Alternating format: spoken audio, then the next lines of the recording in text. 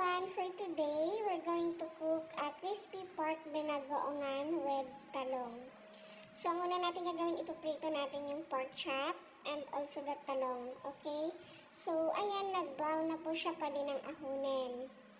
Okay, then naahon natin siya. And the same kawali, tanggalin natin yung mantika. Mag-iwan lang tayo ng konti. Pangluluto lang natin ng mga sangkap. So, yan, konti lang yung mantika ko. Nilagyan ko ng konting butter para magkalasa or para matanggal yung tumulong magtanggal ng lansa ng bagoong. So, kapag mainit na yung pan, ilagay natin yung garlic. Okay, kapag nag-brown na po yung garlic, pwede din po natin isunod yung onions. Kasi ang ko dyan, onions, tomato. Okay, ayan. Sunod natin yung onions. Igisa lang natin na ganyan. And then, ilagay na din po natin yung tomato. Antayin lang natin na mag-simmer konti yung tomato or mag-juice. Okay, tsaka natin ilalagay yung Sprite, yung pinanglagay ko dyan. Sprite, next Sprite, and then yung shrimp paste or bagong alamang.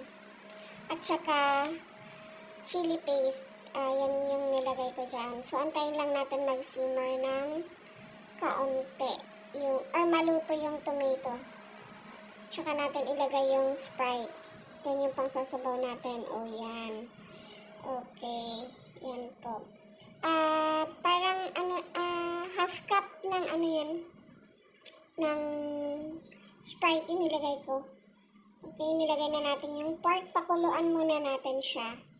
So, inilagay na natin yung sangkap. Antayin lang natin kumulo.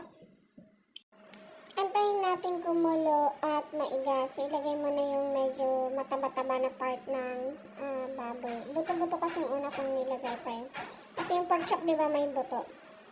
So, yun. Ilagay natin, hayaan lang natin siyang kumulo. Kumulo para magkaroon ng lasa yung pork chop. And then, kapag medyo naiga na yan, pwede na natin pong ilagay yung, since luto naman na yan, madali lang siya. Okay. Parang pakukuluan lang natin para magkaroon ng lasa yung pork chop. Ayan. So, yan, nilakasan ko yung apoy para maiga. Kasi dapat ang lalabas dyan, hindi masabaw. Kailangan mamanti-mantika lang siya. Mamanti-mantika lang yung kalalabasan niya. So, kapag ganyan na ilagay na natin yung talong, yan talong, kasi iga na.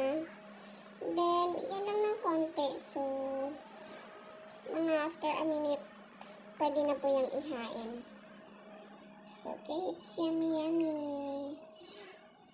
Crispy pork binagoongan with talong. Prinito ko lang din po yung talong dyan pagkatapos ko magprito ng pork. So, yan.